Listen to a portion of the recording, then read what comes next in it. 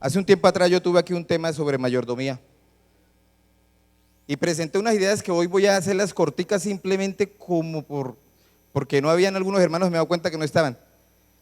Pero me sorprendió que cuando salí de la plataforma hubo algunos hermanos que a veces quieren tomar a mal el mensaje y quieren justificar muchas cosas, quieren justificarse a sí mismo, y la escritura se hizo fue para justificar a Dios.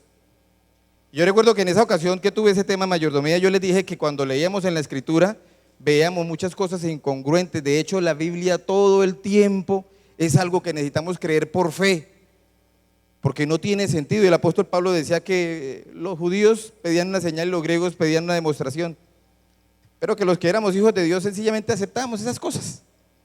Sobre la marcha yo les dije en ese entonces que si nos poníamos a hacer un análisis por ejemplo, en la multiplicación de los panes y los peces, es un niño el que está trayendo los peces.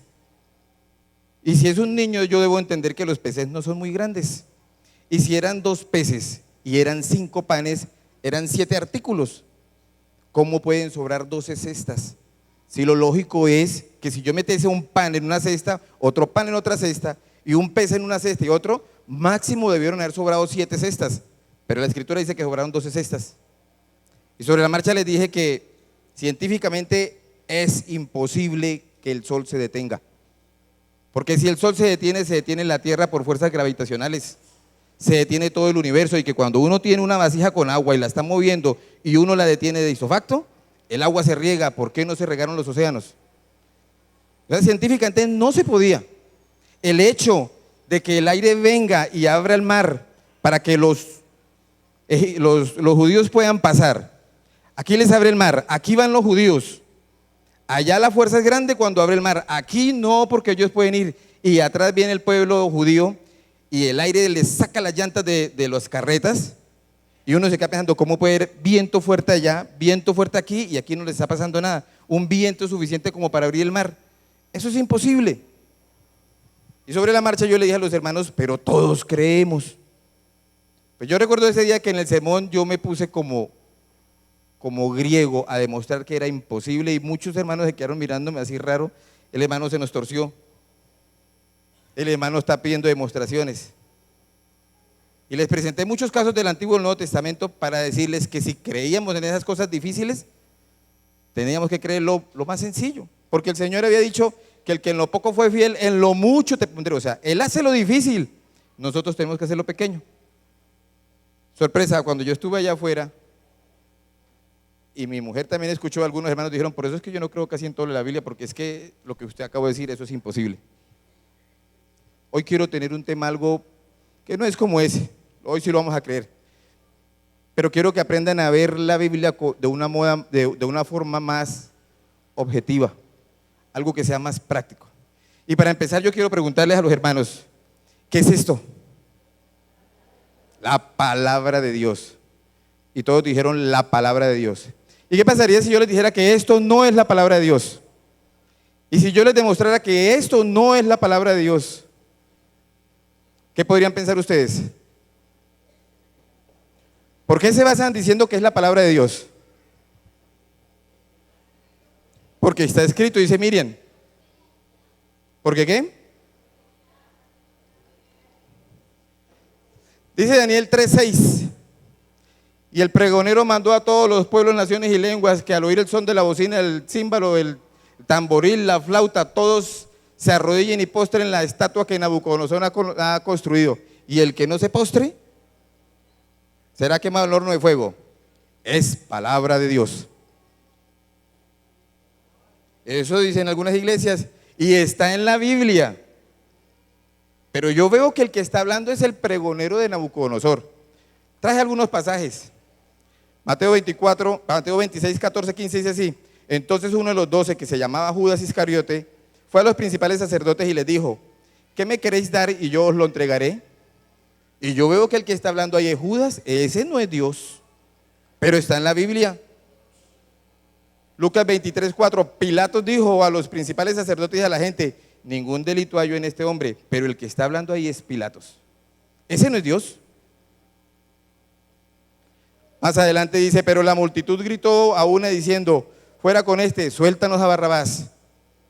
es la multitud. Ese no es Dios. ¿Acaso porque un versículo se encuentra en la Biblia todo es palabra de Dios? O yo podría decir que este libro, que es Biblia, que traducido significa los libros, contiene las palabras de Dios. Porque eso sí, este libro contiene las palabras de Dios, pero yo encuentro palabras de Caifás, palabras de Anás, palabras de un montón de personas que no tenían ni 5 de espiritualidad. Ahora bien, quiero hacerles una prueba. Es un pasaje que todos conocemos. Primera de Reyes 17:1. Dice, no lo vamos a leer, ustedes lo conocen, o si quieren ábranlo. Pero en el pasaje está diciendo, se acerca Elías y le dice al rey: vive Jehová en cuya presencia estoy, que no habrá lluvia ni rocío, sino por mi palabra. ¿Esa es la palabra de Dios o es la palabra de Elías? Ya empezaron a pensar. Y alguien me va a decir, no, hermano, pero es que Elías estaba inspirado. Pero yo les pregunto, ¿es la palabra de Dios o es la palabra de Elías?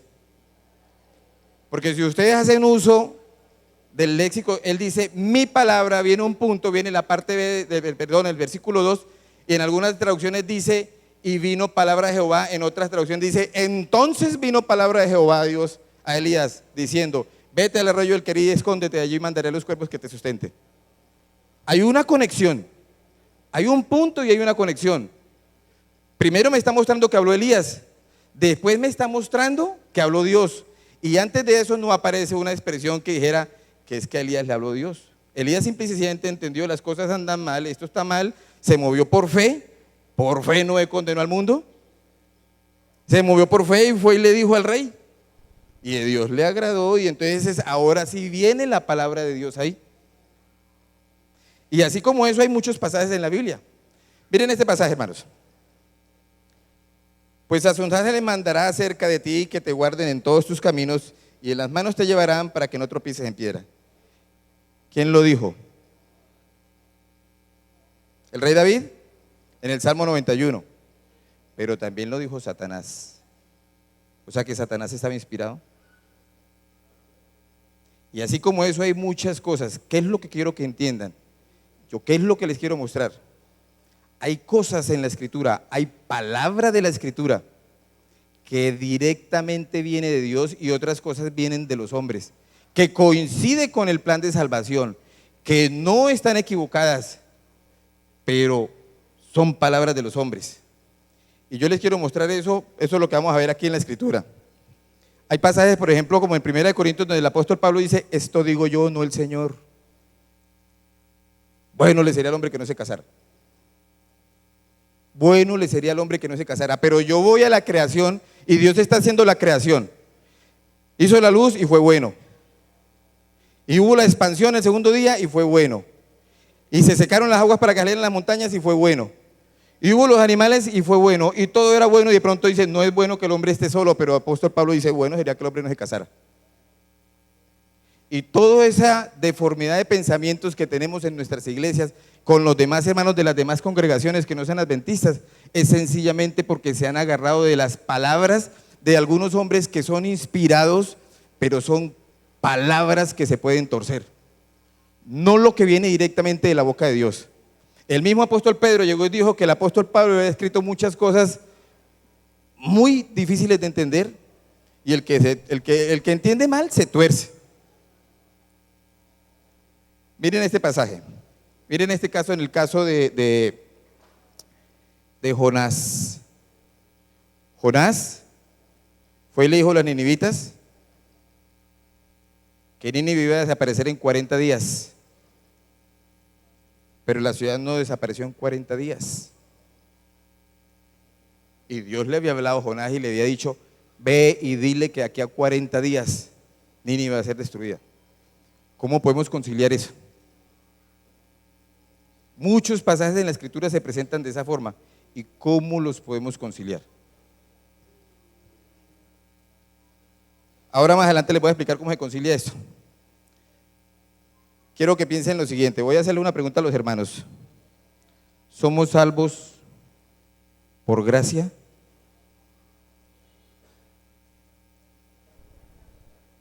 ¿Somos salvos por gracia? Sí, ¿por qué lo dudan tanto? En Efesios, ¿quién habla en Efesios? Pablo. En Efesios 2:8, Pablo me dice, porque por gracia sois salvos. Hago la pregunta, ¿Pablo es Dios? Pero él me dice que por gracia somos salvos. Bueno, él tenía esa convicción. Cuando voy al libro de Hechos de los Apóstoles, ¿quién escribió Hechos de los Apóstoles? Lucas. Cuando vamos al capítulo 11, versículo 15, perdón, 15, versículo 11, el apóstol Lucas dice que somos salvos por gracia. Vuelvo y le pregunto, ¿Lucas es Dios? Ni Pablo tampoco. Pero cuando yo estoy viendo en la escritura y el que está hablando es Jesús, ¿Jesús sí es Dios? Sí, Jesús sí es Dios. Y veo la parábola de las ovejas y los cabritos. Y entonces a las ovejas les dice, porque tuve hambre y me diste de comer, y tuve sed y me diste de beber, y estuve en la cárcel y me visitaste. Y estuve enfermo y fuiste a buscarme, y todos conocemos eso. Venid, benditos de mi Padre, a heredar el reino de los cielos. Yo veo que Jesús, que si es Dios, le está diciendo se van a salvar por obras. Cuando ustedes van a la Biblia, ustedes van a encontrar que el pueblo de Israel le hablaba aquí al profeta, y él se paraba y decía, Jehová me dijo tal cosa, y nadie le creía. Si Dios por alguna circunstancia le hubiera hablado a 3 profetas o a 2, le hubieran creído porque ellos estaban preparados para eso. Pero Dios pocas veces habló a un público mayor de 2. Y hoy vamos a razonar en eso. Las veces que Dios habló a un público de más de 1, 2, 3, 4 en adelante, son las veces que yo veo en la Biblia que están a veces los mensajes que nos duelen y está la crema innata del mensaje de la Biblia. Lo más importante de la Biblia es cuando Dios le habló a 2 o 3 personas. Y lo primero que encontramos, lo encontramos allá en Génesis 2, Génesis 3, Génesis 1. ¿Qué sucedió allá? Allá sí estaba Adán y Eva. Allá no se necesitaba profeta. En Génesis 1 y 2 no había pecado, no se necesitaba profeta. Y Dios les dijo muchas cosas. Y entre las muchas cosas les dijo, os doy toda planta que da semilla y todo árbol que produce fruto y tiene semilla, ese será vuestro alimento. Ese será vuestro alimento. Le escuché una vez en alguna traducción, ustedes saben que yo estudio griego, hebreo. Ustedes saben que yo le escuché una traducción a un experto en hebreo, que en la Biblia muchas veces aparece la palabra comida en términos de nosotros, pero la palabra alimento como tal en hebreo solamente aparece en Génesis 1:29. Nosotros la hemos leído o se ha traducido de muchas formas, pero que alimento como tal solamente es Génesis 1:29. Del resto es comida. Y yo sé que cada vez que nos presentan ese pasaje, nosotros por alguna circunstancia le sacamos el quite, sacamos excusas. Es que si no me consumo la proteína de tal cosa me voy a habilitar. Pero no viene de los profetas, viene de Dios. ¿Qué más encontramos en la Biblia que haya hablado a un grupo grande? Si hubo una vez que Dios le habló a un grupo bien mayúsculo, a un grupo bien grande donde se calcula que habían más de 2 millones de personas, fue para decir los 10 mandamientos. Los dijo, y no tan solo los dijo, sino que después los escribió. Y Moisés baja lleno de furia porque el pueblo está enfiestado, parte las tablas, tiene que volver a subir, y otra vez él volvió y los escribió.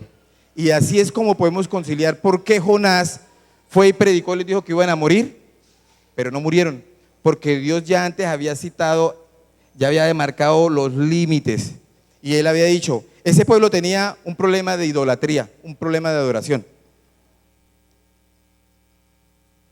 Y cuando Jonás fue a decirles que se iban a morir era porque ellos eran idólatras, pero Dios ya había dicho que visito la maldad de los padres sobre los hijos hasta la 3ª y la 4ª generación, pero trato con invariable amor por 1000 generaciones a los que me aman y guardan mis mandamientos.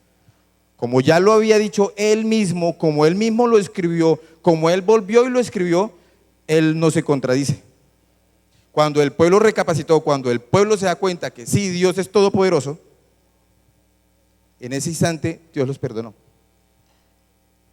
Es, hermanos, que debemos entender qué es lo que significa la palabra de Dios. Génesis 1:1, Berrechit bara Elohim et Hasamaim et Hares. 7 palabras. Bereshit, en el principio. Bara, creó. Bara, Elohim, Dios. Solamente Dios, Bara.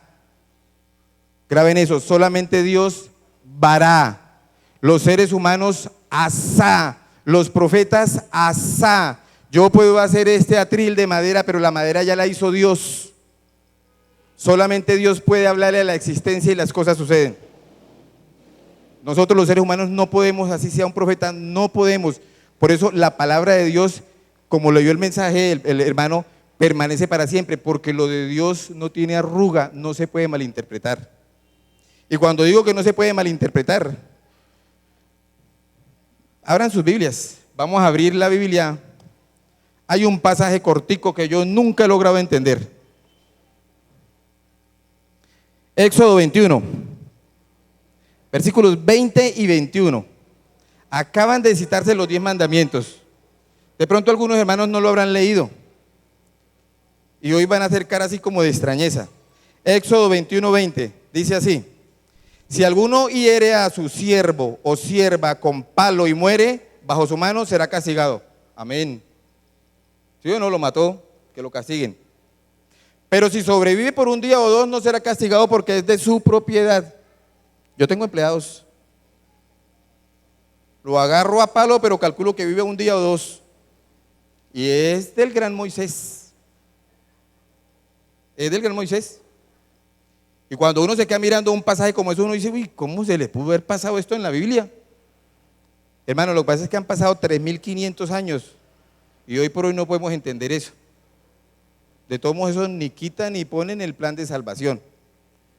Quizás si hubiésemos bajado, hubiéramos ido en el tiempo y le hubiéramos dicho a Moisés, Moisés hubiera dicho, es que ya en realidad lo que me refiero es a esto, y uno diga, pero hoy no lo entendemos. Cuando leemos Daniel 11 no lo entendemos. Nuestros grandes hombres de iglesia escriben libros y el uno interpreta una cosa y el otro interpreta otra cosa y el otro interpreta otra cosa. Y yo los he leído y me parece que todos tienen razón, pero no se ponen de acuerdo entre ellos mismos porque cada uno interpreta a su forma. Cuando leemos los 144.000, cuando leemos Apocalipsis 17, son un montón de cosas que no logramos entender porque no nos hemos puesto de acuerdo. Y así hay muchos pasajes en la Escritura.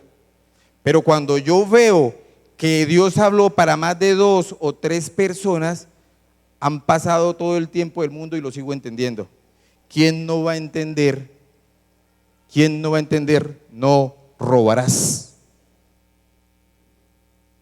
Necesitamos ir hacia 3.500 años en el pasado para entender no robarás.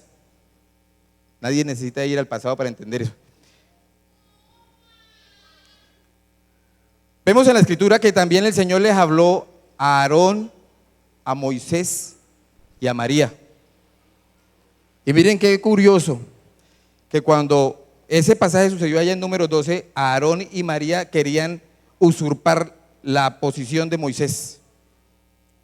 Y Dios los cita a los 3 y les habla en el tabernáculo. ¿Y a quién le dio lepra?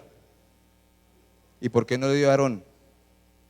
Algo muy, pero muy parecido a lo que pasó en la creación, que la primera que pecó fue Eva, pero Dios le hizo el reclamo a Adán.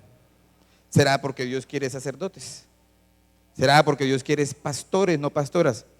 Pero en nuestra iglesia se suscita a veces un cisma, que no, que si viene la pastora, que si eso no es bíblico. ¿Por qué nos devanamos los sesos en las cosas que no tienen nada que ver? Si deberíamos estar meditando en las cosas que Dios nos dice. Ahora quiero que miren lo siguiente. La siguiente vez de importancia que yo veo que Dios habló a una congregación grande, Jesús estaba siendo bautizado. Y cuando Jesús estaba siendo bautizado, dice que bajó el Espíritu en forma de paloma y se escuchó una voz del cielo que dijo: este es mi Hijo amado, en quien tengo contentamiento. Más adelante se escucha algo parecido, ya no es el bautismo, sino en la transfiguración de Jesús: este es mi Hijo amado, a Él escúchenlo. A Él escúchenlo. Pero entonces ahora yo quiero hacerles una pregunta a los hermanos. ¿Cuántos hermanos se saben el Salmo 91? La levantaron poquitos, pero yo sé que la mayoría lo saben. ¿Cuántos se saben el Salmo 23? Si yo les dijera a ustedes, todo lo puedo en Cristo. En aquel día se dirá, este es nuestro Dios, lo hemos esperado y son puras cosas escritas por los hombres. Pero Dios está diciendo, este es mi hijo amado, a él escúchenlo. Alguno que me diga una parábola de memoria. Alguno que me diga las bienaventuranzas de memoria. Alguno que me diga la oración de San Juan 17 de memoria. Si escasamente hacemos el esfuerzo por aprender los 10 mandamientos, eso porque los están repitiendo ahora. Porque yo sé que si hiciéramos un examen de conciencia y pasáramos a cada uno a preguntarle el orden exacto de los 10 mandamientos, no lo sabríamos, pero eso sí son las palabras de Dios. Yo no estoy diciendo que los profetas no sean importantes. Los profetas sí dijeron muchas cosas buenas y las amplificaron para la honra y la gloria de Dios.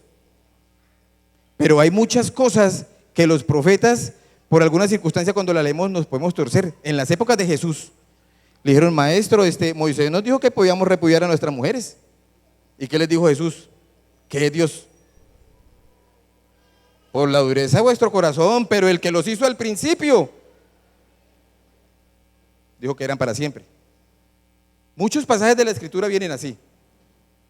Y entonces en ese instante nosotros deberíamos razonar. Voy a probarles que una cosa es la palabra de Dios y otra cosa es las palabras de los profetas. Miren, en el Nuevo Testamento encontramos un pasaje en Juan 5:47 donde el que está hablando es Jesús y dice así, pero si no creéis a sus escritos, está hablando Jesús y está hablando los escritos de Moisés, ¿cómo creeréis en mis palabras? Eso está en el Nuevo. Si lo buscamos en el Antiguo Testamento, segunda de Crónicas 20:20 dice así, creed a Jehová vuestro Dios y estaréis seguros. Creed a sus profetas y seréis prosperados. Dos condiciones diferentes, dos expresiones diferentes, dos ideas diferentes. Y Jesús sabía eso. Jesús sabía eso, que las palabras del Padre era lo que nosotros necesitábamos, pero estamos aprendiendo las palabras de los profetas. Les voy a leer algunos pasajes. Juan 14:10. ¿No creéis que yo soy en el Padre y el Padre en mí? Las palabras que yo hablo, no las hablo por mi propia cuenta, sino que el Padre que vive en mí, Él hace las obras. Juan 14:23-24. Respondió Jesús y les dijo, el que me ama, guardará mi palabra. Pero sabemos el Salmo 23 y el Salmo 91. Y mi Padre lo amará y vendremos a Él y haremos morada con Él. El que no me ama no guarda mis palabras, y la palabra que habéis oído no es mía, sino de mi Padre que me envió. Otro pasaje, al que oye mis palabras, se encuentra en Juan 14, del 47 al 50, y no las guarda, yo no lo juzgo, porque no he venido a juzgar al mundo, sino a salvar al mundo. El que me rechaza y no recibe mis palabras, tiene quien lo juzgue, la palabra que he hablado. Ella lo juzgará en el día final.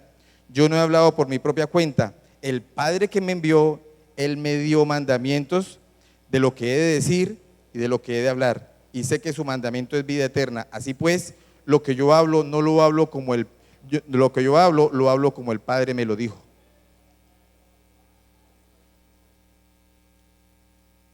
Berrechit bara Elohim et hasamaim wet hares. Es la palabra de Dios. Voy a contarles una historia. Voy a contarles dos historias, pero en una sola. Habían dos adventistas hace mucho tiempo y ambos pasaron por momentos de aflicción y de necesidad. Y el uno por alguna circunstancia tenía más la oportunidad de ir a la iglesia, el otro no tenía tanta oportunidad. Y al que se tenía la oportunidad de ir a la iglesia se le murió un hermano. Y cuando se acercó Jesús, llegó y le dijo, maestro, si hubieras estado aquí, mi hermano no habría muerto. Estamos hablando de Lázaro. Mi hermano no habría muerto. Pero también sé que Dios te dará todo lo que le pidas en ese instante. Y entonces Jesús llegó y le dijo, yo soy la resurrección y la vida. ¿Crees en esto? Y ella debió haberle dicho, sí. Pero ella le dijo, yo sé que tú eres el Mesías que habría de venir al mundo. Y son dos verdades, pero son verdades equivocadas por interpretación de lo que han interpretado los profetas, de lo que han interpretado los estudiosos de la Biblia. Porque cuando ella le dice, yo sé que tú eres el Mesías, la idea de los judíos en ese entonces era que el Mesías iba a ser un tipo alentado para tirar espada. Porque como el Mesías era hijo de David y David todas las guerras las ganó, ellos pensaban eso. Dicho en otras palabras, es como que Dios te esté diciendo, hermano, ¿tú crees que 3 por 3 es 9? Y yo le dijera, sí, Jesús, yo sé que Bucaramanga es la capital de Santander. Eran dos verdades, pero no tenían nada que ver. A cambio, está el otro adventista que no tiene tanto la oportunidad de venir, que sencillamente sabe qué es lo que significa el vará. Y fue y le dijo que tenía un siervo enfermo, pero ni aún me tuve por digno de venir a ti, tan solo di la palabra. O sea, yo sé que con tu palabra es vida, yo sé que si tú dices las cosas cambian, yo sé que el único que puede cambiar este mundo eres tú, es tu palabra, cuando viene la expresión procedente de tus labios. Por eso, en las pruebas, en las tentaciones, cuando Jesús fue tentado, lo primero que Jesús le dijo al diablo fue, no solo de pan vivirá el hombre, sino de toda palabra que sale de la boca de Dios. Y quiero que entiendan esto, hermanos. ¿Por qué le dijo de toda palabra que sale de la boca de Dios? Miren esto, hermanos. En las épocas de Adán y Eva, Dios le dijo a Adán y Eva que de todos los árboles podían comer menos de este. Y cuando el tentador bajó, les dijo, ¿con que no pueden comer de todos los árboles? Él había escuchado. Cambió que el sonido de la voz de Dios, o sea, lo que se podía interpretar con la voz de Dios, el enemigo lo cambió. Con que no pueden comer de todos los árboles, pero era uno solo. En las épocas del juicio, cuando Job, Dios le está diciendo de dónde vienes, él le dice de rodear la tierra y andar por ella. Y él le dice, ¿has considerado a mi siervo Job, varón recto, temeroso de Dios, apartado del mal? ¿Y qué le dijo Satanás? Ah, pero es que lo llenaste de bendiciones, así cualquiera. ¿Qué estaba haciendo? Alegando contra lo que Dios acababa de decir. Cuando se viene el segundo juicio, que se encuentra en Job 2:1, otra vez vuelve y le dice que has considerado a mi siervo Dios, mira que aún mantiene su integridad. Ah, no, pero así, ya me di cuenta, yo estaba equivocado, piel por piel, toca lo que se enferme y mira que él maldice. Todo el tiempo el enemigo ataca lo que sale de la boca de Dios, no lo que está escrito, porque en la tentación, cuando lo sube al templo le dice, lánzate porque escrito está que a sus ángeles mandará por ti. Te tomarán en los brazos para que tus pies no tropiecen en piedra. Le estaba recitando la Biblia, pero él no es capaz de recitar lo que sale de la boca de Dios. Piensen en eso. Está el Señor, está siendo bautizado y dice la Escritura que bajó el Espíritu en forma de paloma y se oyó una voz del cielo que decía, este es mi hijo amado, este es mi hijo amado, este es. Y lo escucharon los apóstoles, lo escuchó todo el mundo que estaba esperando para ser bautizados. Entonces dice que el Espíritu lo llevó al desierto para una tentación y el enemigo bajó y le dijo, si eres el Hijo de Dios. ¿Cómo así que si eres el Hijo de Dios? Y ya acababa de escuchar, este es mi hijo amado. O sea que Satanás puede recitar porciones de la Escritura de lo que han dicho los hombres, así sean inspirados. Ahora, ¿vamos a desechar lo que dicen los profetas? No. Porque los profetas lo único que han hecho es clarificar lo que Dios ha dicho. Solo que con el tiempo, grandes partes de lo que dicen los profetas se ha torcido. Dios dijo, honrarás a tu padre y a tu madre. Y el apóstol Pablo le añadió. Y llegó y le dijo, sí, porque ese es el primer mandamiento con promesa. Dios dijo, no robarás. Y entonces el profeta Malaquías dijo que no dar el diezmo era robar y darlo traía una bendición enorme. Vemos en la Escritura muchas veces, la mayoría de las veces vemos en la Escritura que lo que dicen los profetas es para clarificar lo que dice Dios, pero hay unas pequeñas porciones en las que nos podemos extraviar. Es como que yo le diga al profesor Conde, profesor, ¿por qué puso a su hijo a hacer primaria? Debió haberlo metido en un bachillerato a la universidad. Yo debo tratar de aprender primero lo que dice Dios, porque lo que dice Dios pasa el tiempo y nunca se malinterpreta. Ustedes no van a encontrar una malinterpretación de los 10 mandamientos. Que sea de Dios, ojo, que sea de Dios. Dios dijo, acuérdate del día sábado para santificarlo. Y el apóstol Pablo llegó y dijo, eso todos los días son iguales. Yo no entiendo por qué guardan los días, los meses y los años. ¿Sí entienden? O sea, ese desorden que tenemos de doctrina hoy por hoy en el mundo cristiano ha sido agarrado de la parte de los profetas, porque yo a veces no tengo el espíritu de entender que la escritura se hizo para justificar a Dios. Y si yo me puedo extraviar en algo, me extravío es en lo que han dicho los profetas, no en lo que ha venido directamente de la voz de Dios. A mí me gustaría que ustedes tuvieran un compromiso en ese instante. Ahora cuando se están presentando los videos, hace 20 días salió un video del Papa recitando Apocalipsis 13:17. Yo lo tengo ahí. En realidad me están llegando todos los días videos del Vaticano, con fechas recientes. Y en ese video que tengo ahí, entre los tantos que tengo, dice que por qué se esfuerzan en comprar y vender en el día domingo si es el día consagrado. Directamente dice así, ¿por qué se esfuerzan en comprar y vender?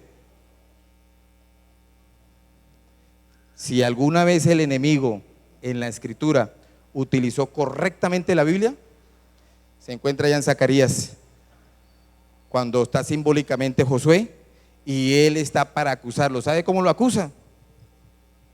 Si lo está acusando de pecado, necesariamente le está citando la ley que nos puede acusar de pecado. Para eso es lo único que yo he encontrado en la escritura que Satanás le ha recitado, para atacarnos. De resto cita pasajes de los profetas para extraviarnos. Y nosotros deberíamos entender eso cuando estudiamos la Biblia.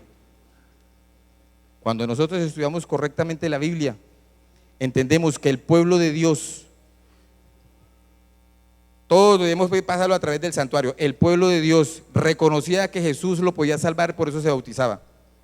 Primero estaba el reconocimiento, el altar de los sacrificios, luego se bautizaba el lavacro. Entraba al lugar santo, el sacerdote. ¿Qué hacía? Lo primero que llegaba a entrar era la menorá, al candelabro, porque yo no puedo abrir la Biblia sin autorización del Espíritu Santo. Y luego pasaba a la mesa de los panes de la proposición, que es la escritura, para terminar pasando ya más a ese occidente, donde estaba el altar de incienso, que es la oración. La oración, hermanos, la oración es una respuesta a la forma como yo me he esforzado por entender la escritura. Por eso la oración, que es el altar, la mesa del altar de incienso, es el objeto que se encuentra más cerca al lugar santísimo. De hecho, dentro del altar de incienso había algo que llamaba el incensario, era lo único que podía pasar hacia el lugar santísimo. Pero yo no voy a orar correctamente si yo no he hecho el esfuerzo por estudiar bien la escritura, y en especial por entender qué es lo que dice Dios, qué es lo que dicen los profetas. Lo de los profetas tengo que buscar la manera de enfocarlo a como lo dice Dios. Yo sé que cuando nos toca diezmar, muchas veces utilizamos el pasaje de las ofrendas que se encuentra en Samuel. Muchas veces utilizamos, es lo que me nazca del corazón, porque como el apóstol dijo que lo que le nazca del corazón. Pero es el 10%, es el 10%. ¿Por qué vamos a utilizar parte de la escritura para torcernos si nos vamos a perder? Lo mismo pasa con la comisión. El Padre está diciendo, oigan a Jesús. Y Jesús está diciendo, mis palabras no son mías, sino que son de mi Padre. Y entonces Él dice que los mandó de 2 en 2 a 70 a predicar. Y ya está a punto de irse para el cielo y les dice que vayan a todas las naciones, hagan discípulos. Pero cuando llega la hora de la obra, no queremos hacer la obra. Nadie quiere salir a buscar a las ovejas. Eso es un mandato de Jesús. O sea que eso es un mandato de Dios. Algunos no lo hacen y otros se justifican que porque como yo tengo un ministerio aquí en la iglesia, yo no necesito ir. Y el mundo está pereciendo en pecado. Todo el mundo, es que yo no sé predicar, es que yo no tengo el tiempo, es que yo no tengo el talento. Pero cuando yo veo que Jesús está mandando, no estaba diciendo, ¿tú tienes plata? ¿Tú tienes el talento? Tú tienes el tiempo. Simplemente les dijo, vayan, hagan discípulos y bautícenlos en el nombre del Padre, del Hijo y del Espíritu Santo. Esa obra nos toca a todos. Perdonen que les tenga que decir, hermanos, algunos, pero algunos no tienen nada que ver con usted, profesor, pero algunos creen que porque cantan ya lo hicieron todo. Otros creen que porque se paran acá ya lo hicieron todos. Es la primera vez que me paro aquí a predicar y por eso le dije a la mujer, no me voy a venir con saco y corbata durante casi todo el año, ahora porque volví a recibir el cargo de anciano. Porque qué cosa tan terrible que los hermanos viven en un afán de pasar aquí a la plataforma. Les parece que eso es el plan de Dios, pasar a la plataforma.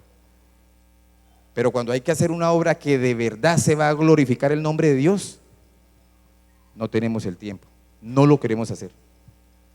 Y así tenemos el valor de pararnos a decir que nosotros somos el pueblo escogido de Dios. Yo veo a los católicos haciendo chocolate y pan y yendo a los ¿cómo llama? A los parques a darle a los mendigos, a darle a los mismos viciosos chocolate con pan. No se pone a preguntarle si tú eres vicioso o no, porque Jesús no preguntaba eso. Yo veo a los testigos que la demora es que lo bauticen, le enseñan, y yo lo puedo hacer personalmente porque yo fui testigo de Jehová. Y se acabó la recocha el domingo, porque es el único día que tienen tiempo, y córrele a tocar puertas hasta que el sol ya está muy inclemente y ya no predican más. Pero ni aquí traemos las ovejas, ni vamos a hacer los ministerios, ni nada de esas cosas. Y si a alguien dejan en algún ministerio, se para un hermano de pronto de Adra a decir, vamos a traer ofrendas, mire que esto, y lo dejan solo en la batalla. Y algunos piensan que porque yo ya traje la ofrenda, ya no tengo que hacer más.